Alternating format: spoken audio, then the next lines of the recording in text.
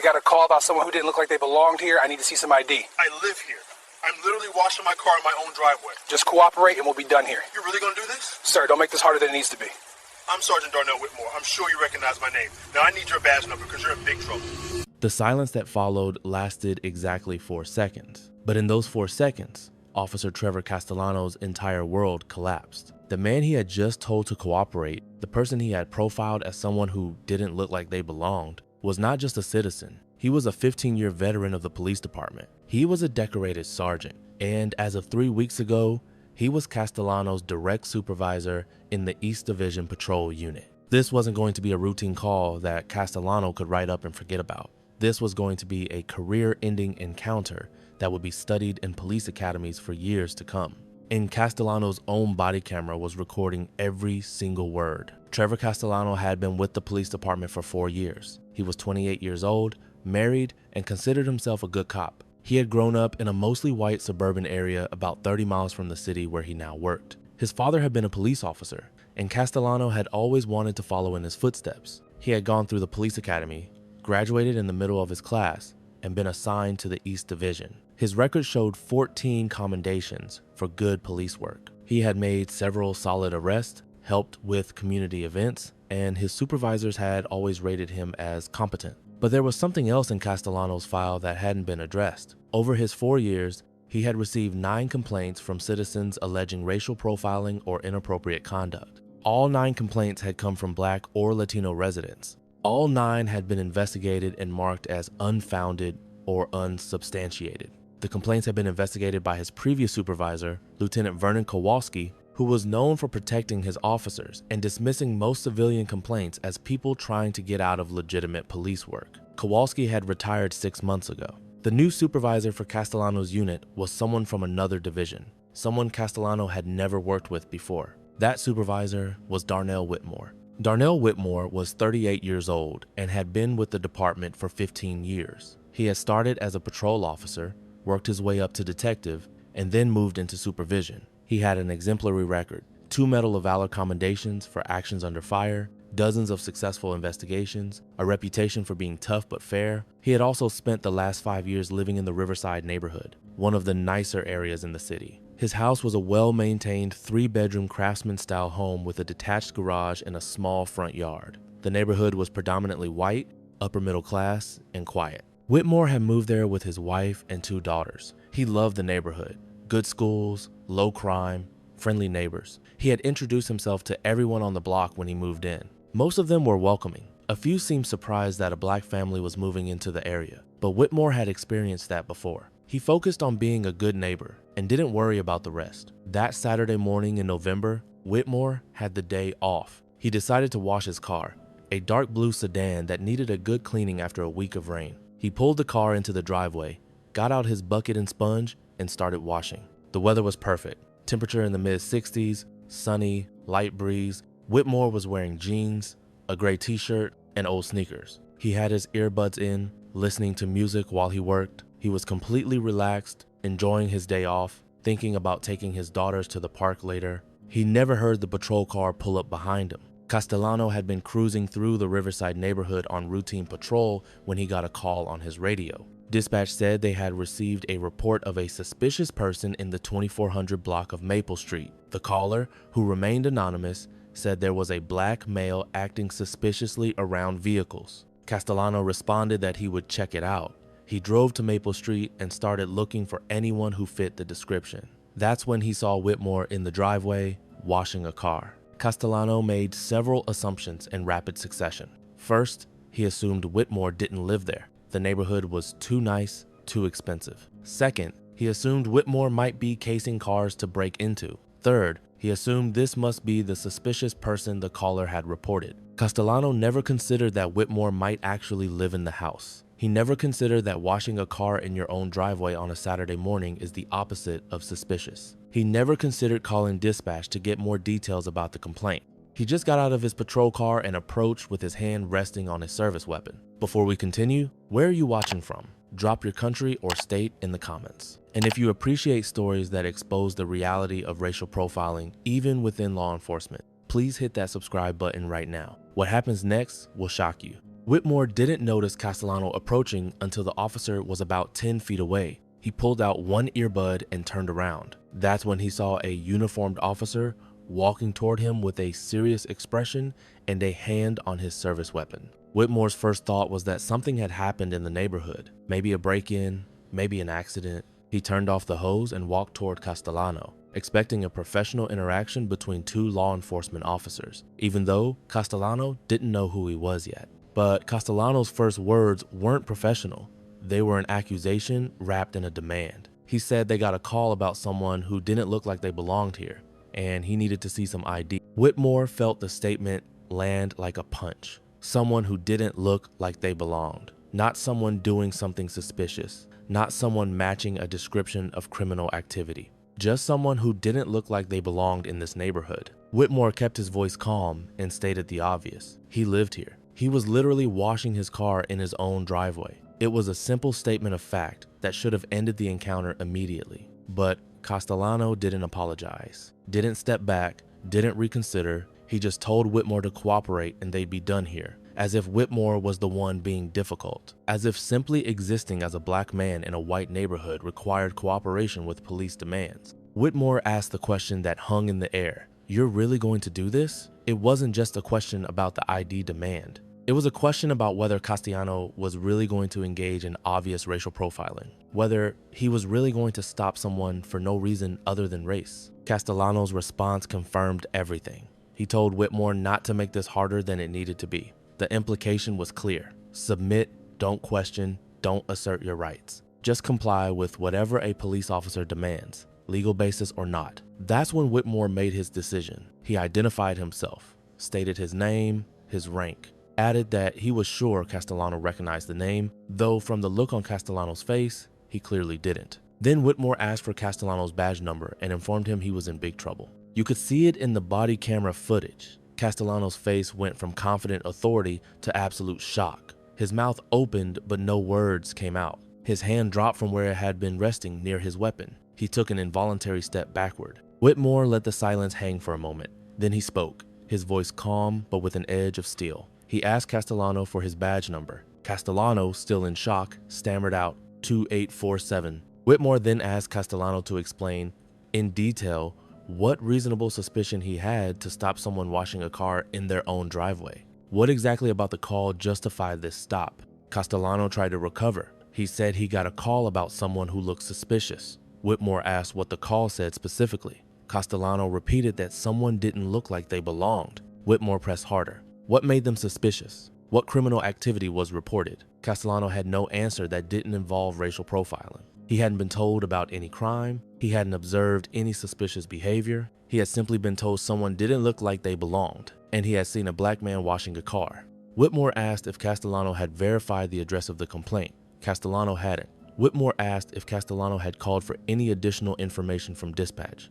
Castellano hadn't. Whitmore asked if Castellano had observed any actual criminal behavior before approaching. Castellano hadn't. Whitmore then asked a question that would become central to the investigation that followed. He asked Castellano if the only reason for the stop was the fact that Whitmore was a black man in a predominantly white neighborhood. Was that what didn't look like they belonged actually meant? Castellano tried to deny it. He said it wasn't about race, it was about responding to a call. Someone reported a suspicious person. Whitmore pressed. What was suspicious? The caller said someone didn't look like they belonged. Castellano couldn't explain how that translated to reasonable suspicion without admitting it was purely about race. Castellano tried to pivot. He said Whitmore should just cooperate and this would be over. Whitmore's response was ice cold. He pointed out that just cooperate wasn't a legal standard for detaining someone. Officers need reasonable suspicion. Castellano still couldn't articulate any. The interaction lasted another 6 minutes. Whitmore methodically walked Castellano through every mistake he had made, every assumption, every policy violation,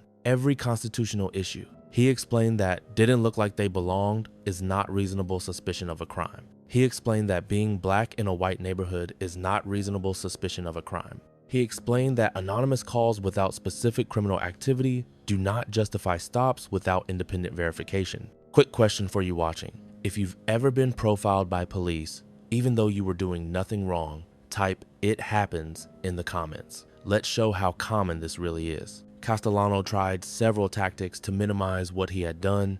He said he was just following up on a call, doing his job. Whitmore pointed out that doing your job means investigating properly, not making assumptions based on race. Castellano said the caller seemed concerned. Whitmore asked what specific concern was mentioned. Castellano couldn't provide one beyond someone not belonging. Castellano said Whitmore should understand, cop to cop, that sometimes you have to make quick judgments. Whitmore said that quick judgments based on nothing but race are still racial profiling and still unconstitutional, cop or not. By the end of the interaction, Castellano knew he was in serious trouble. Whitmore told him to return to the station and report immediately to the watch commander. Whitmore said he would be filing a formal complaint and initiating an internal investigation. Castellano's body camera had captured everything, and Whitmore had also recorded the interaction on his personal phone. Castellano drove back to the station in a state of shock. He had just threatened to arrest his own sergeant. He had engaged in obvious racial profiling,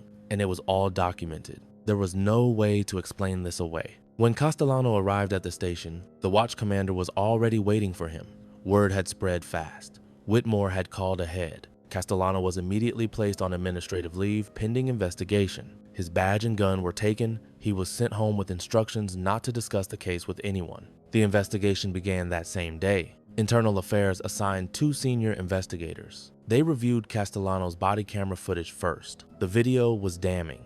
You could hear Castellano's exact words. "We got a call about someone who didn't look like they belonged here." You could hear Whitmore calmly explaining that he lived there and was washing his car in his own driveway. You could hear Castellano telling him to just cooperate without any legal justification. The audio captured Whitmore's controlled anger when he asked, "You're really going to do this?" And it captured the moment everything changed, when Whitmore identified himself as Sergeant Darnell Whitmore and told Castellano he was in big trouble. They pulled Castellano's personnel file and found the 9 previous complaints. Now they had context. This wasn't an isolated incident. This was a pattern that had been ignored. They interviewed Whitmore in detail. Whitmore provided a thorough statement. He explained that he had experienced profiling before as a civilian, but experiencing it from one of his own officers while off duty was particularly disturbing. He said it raised serious questions about Castellano's judgment and whether he had been engaging in racial profiling throughout his career. The investigators interviewed Castellano 3 days after the incident.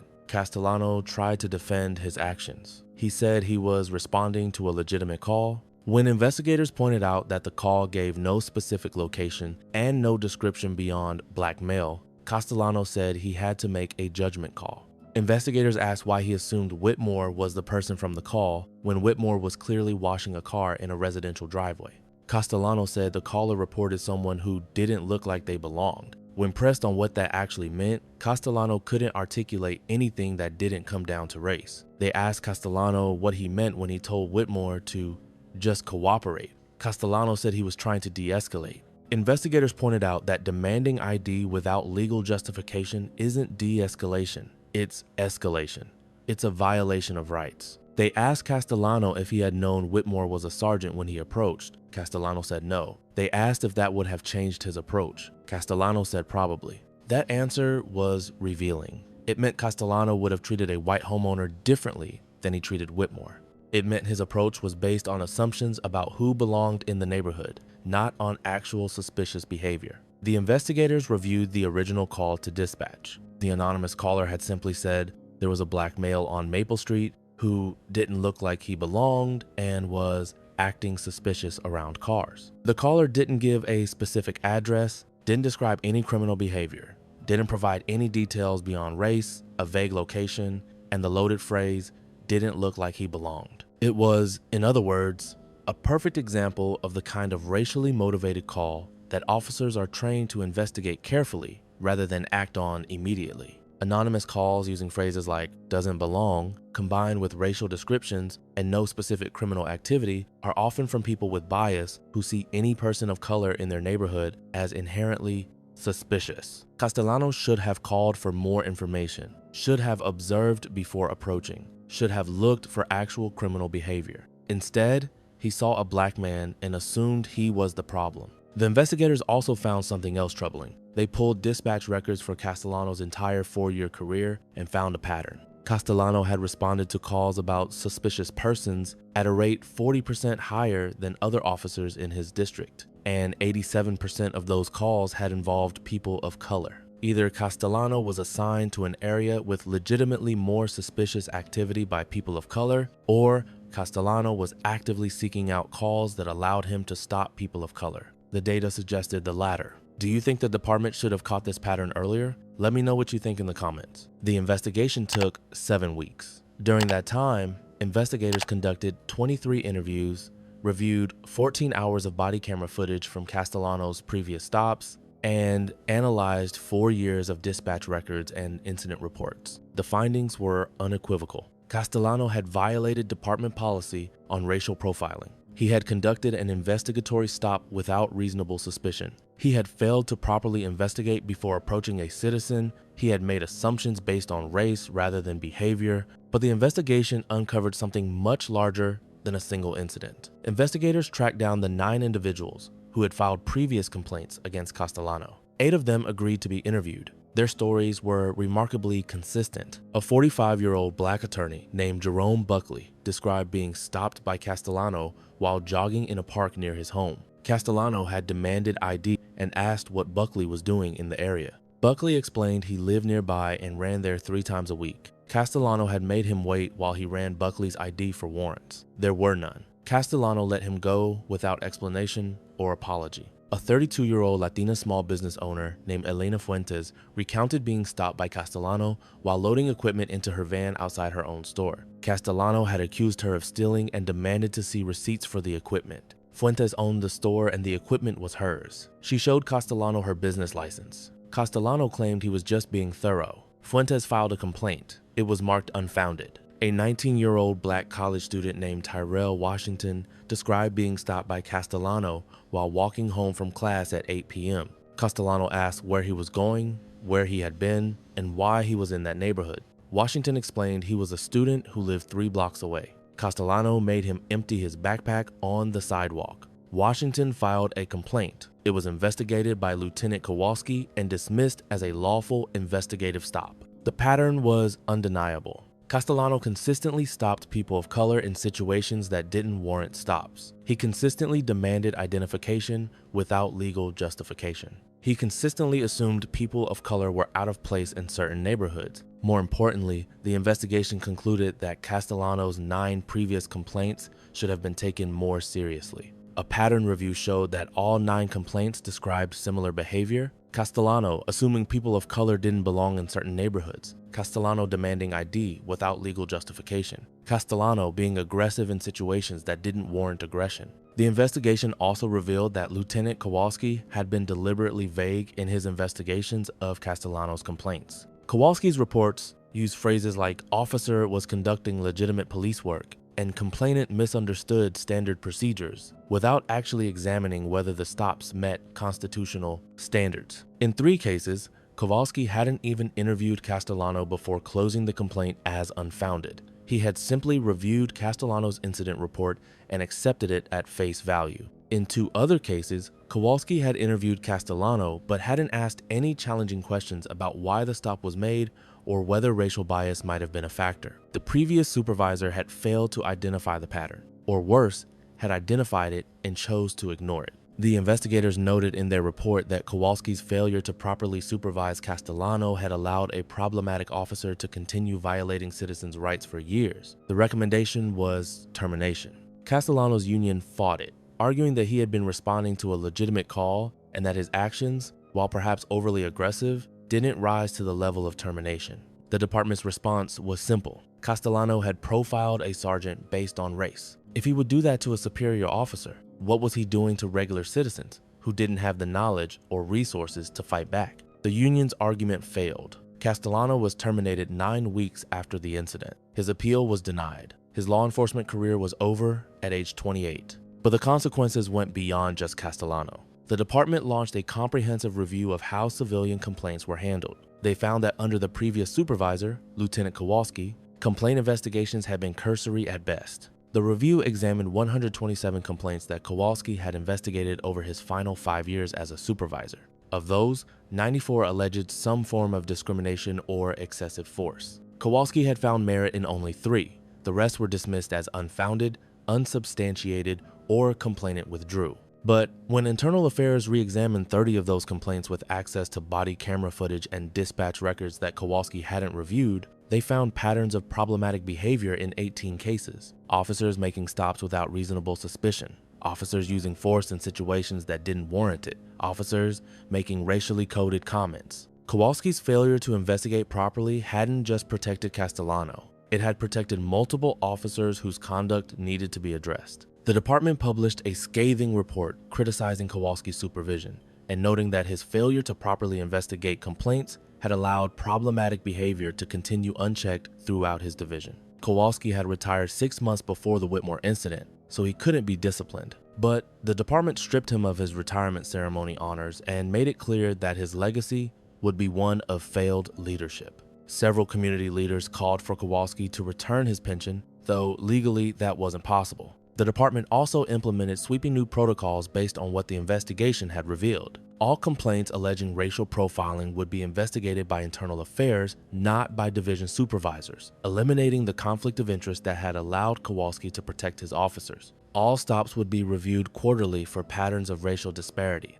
The department hired a data analyst whose sole job was to track stop data, looking for officers whose stops showed racial disparities that couldn't be explained by legitimate factors. All body camera footage from investigatory stops would be randomly audited to ensure officers were following proper procedures. 5% of all stops each month would be pulled at random and reviewed by a team of supervisors and community representatives. The department created a civilian review board with actual power. Previous civilian oversight had been advisory only. The new board could compel testimony, access all records, and make binding recommendations on discipline for sustained complaints. Officers were required to complete 16 hours of implicit bias training annually, not the previous 2-hour online module that officers could click through without paying attention. The new training was in-person, interactive, and included scenarios designed to make officers confront their own biases. The department also established an early warning system that would flag officers who showed patterns of problematic behavior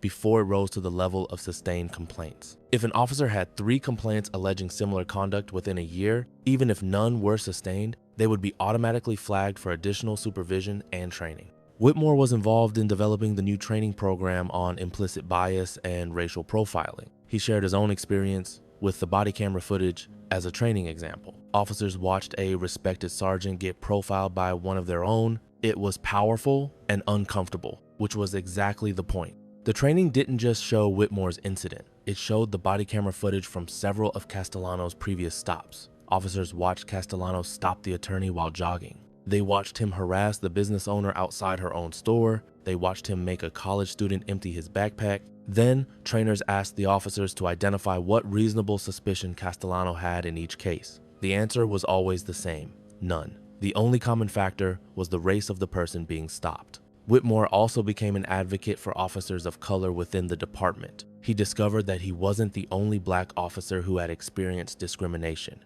Several others shared stories of being stopped by fellow officers while off duty, being questioned about why they were in certain neighborhoods, being assumed to be suspects rather than officers. Whitmore started a mentoring program pairing experienced officers of color with newer recruits. He worked with command staff to address issues of discrimination and bias within the ranks. He pushed for more diversity in hiring and promotion. The incident had revealed that these problems existed even among those sworn to protect and serve, and Whitmore was determined to change that culture. Castellano's termination attracted media attention. Local news covered the story of an officer fired for profiling his own sergeant. The story went viral on social media. The body camera footage was released after the investigation concluded, and it was viewed millions of times. Comments sections filled with people sharing their own experiences of being profiled. Black professionals who had been stopped in their own neighborhoods. Latino business owners questioned in their own stores. Asian Americans followed by security in high-end shops. The story resonated because it showed that profiling happens to everyone,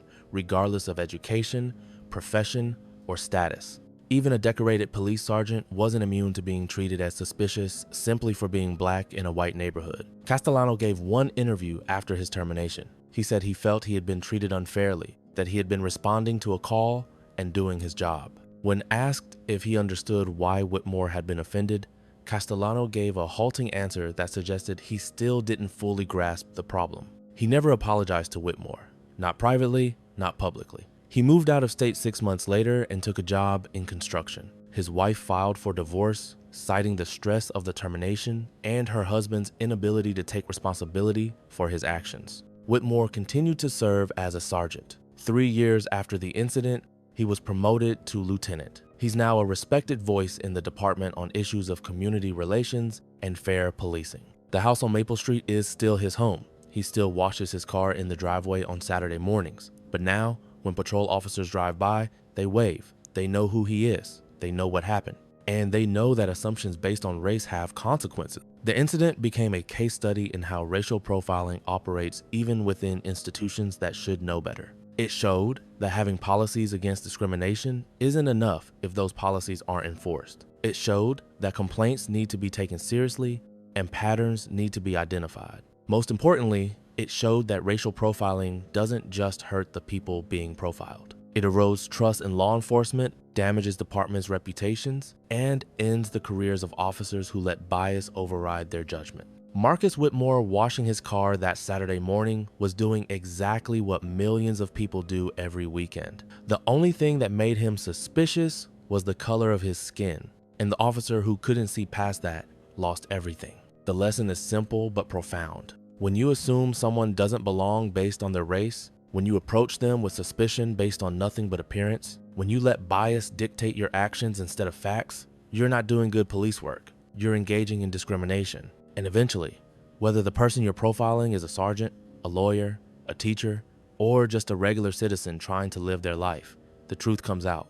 The pattern becomes undeniable. The consequences become real. Castellano thought he was investigating a suspicious person. What he was actually doing was revealing his own biases. He thought his badge gave him the authority to demand ID from anyone who looked out of place to him. What he learned was that looking out of place based on race is not reasonable suspicion. The body camera footage from that November morning is still used in training sessions across the country, not just in police departments, but in discussions about implicit bias, racial profiling, and the importance of examining our own assumptions. Every time someone watches that video, they see the exact moment an officer's career ends. They see his face when he realizes the man he was profiling is his supervisor. They hear the excuses fall apart. They witness accountability in action. If this story opened your eyes to how racial profiling works, even within law enforcement, please share it. And don't forget to subscribe for more stories that expose injustice and hold people accountable. Drop a comment and tell me what you learned from this. Your engagement helps these stories reach more people who need to see them. Thanks for watching until the end.